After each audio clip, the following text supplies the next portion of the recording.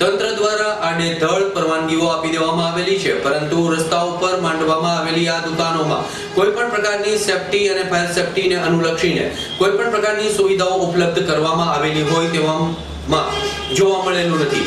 અમારી ચેનલ દ્વારા જ્યારે તપાસ કરવામાં આવી ત્યારે ખબર પડી કે રસ્તાઓ ઉપર બની બેઠેલા અનેક ફટાકડાના વેપારીઓની પાસે મંજૂરી જ નથી અને જેમની પાસે પરવાનગી આપવામાં આવેલી છે તે લોકોની પાસે ફાયર સેફટીના પર્યાપ્ત સાધનો નથી। તેવા સમયે લોકોની હાનિ થશે તો એના માટે જવાબદાર કોણ?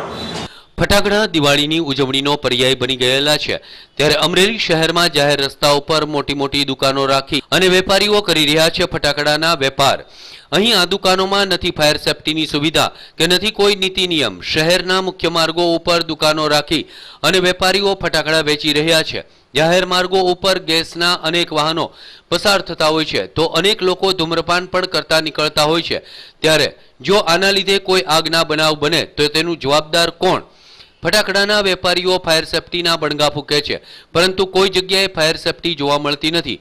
તો આ વર્ષે ચાઇનીઝ ફટાકડા પણ વેપારીઓ દ્વારા વેચાણ કરવામાં આવેલા નથી।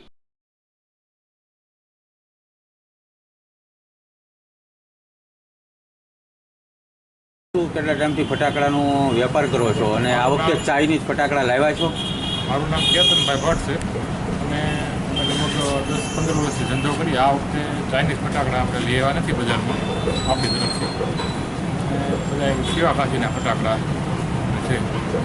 હા, અને ફાયર સેફટીની કોઈ સુવિધા ખરી આપણે? ફાયર સેફટીના બાટલા છે આપણી પાસે અને રેતી છે, પાણીના ઓલા છે। બરાબર। કેટલા ટાઈમથી કામ કરો? 15 વર્ષ। આ વખતે કેમ ચાઇનીઝ ફટાકડા ન લેવા? ચાઇનીઝનું આ વખતે માર્કેટમાં સ્વતંત્ર વિરોધ છે ને આપણે આ વિરોધમાં આપણે જોડાયેલા। દિવાળીનો તહેવાર નજીક આવતા તંત્ર ફટાકડાના વેપારીઓને આડેધડ પરવાનગી આપી દે છે, પરંતુ ફાયર સેફટી પ્રત્યે કોઈ ધ્યાન આપવામાં આવતું નથી। વેપારીઓ દ્વારા નિયમોનું છડેચોક ઉલ્લંઘન થતું જોવા મળી રહ્યું છે। દિવાળીના દિવસોમાં અનેક જગ્યાએ ફટાકડાની દુકાનોમાં આગ લાગતી હોય છે।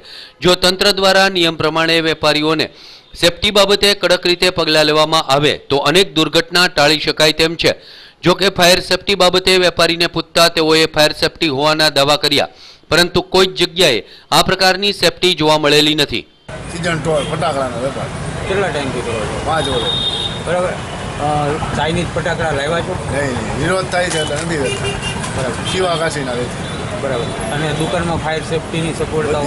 રેતી બધી આઈટમ, બાટલો છે, રેતી છે, પાણી છે, દરેક વસ્તુ। ચાઇનીઝ ફટાકડા નહીં લાવવાનું કારણ? વિરોધ થાય છે એટલે નથી વેચતા। અમરેલી